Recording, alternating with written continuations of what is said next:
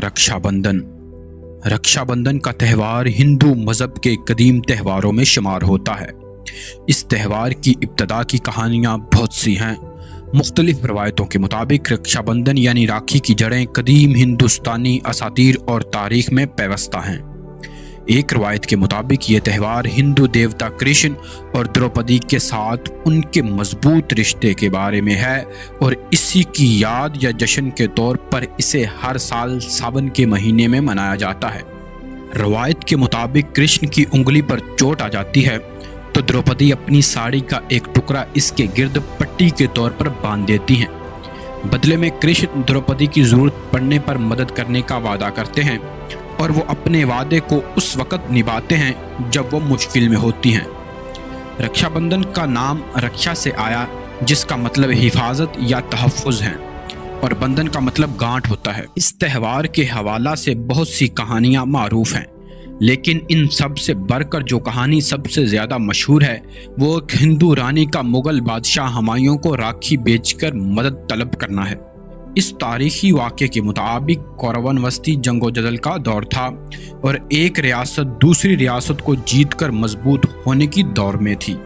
مغل بادشاہ بابر سے شکست کھانے اور بعد میں رانا سانگا کی موت کے بعد رانا سانگا کی اہلیہ کرناوتی میواڑ کی حکمران تھی، کیونکہ ان دنوں ان کا بیٹا ابھی تخت شاہی پر بیٹھنے کے لائق نہیں ہوا تھا۔ ایک طرح سے رانی کرناوتی اپنے بیٹے کے لیے اس گدی کی حفاظت کر رہی تھی کہ اسی دوران گجرات کے بہادر شاہ نے میواڑ پر دوسری بار حملہ کیا۔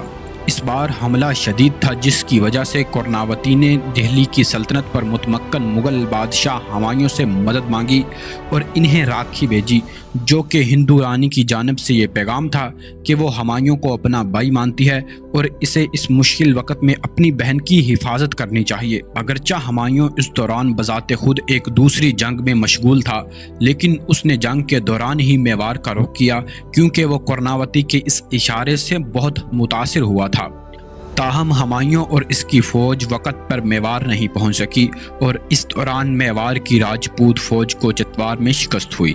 اس کے بعد ملکہ نے اپنی عزت کی حفاظت کے لیے خود کو نذر آتش کر دیا، لیکن جب ہمایوں کی فوج کے پہنچنے کی اطلاع گجرات کے بادشاہ بہادر شاہ کو ہوئی تو اسے اور اس کے فوجوں کو چتوار چھوڑ کر بھاگنا پڑا۔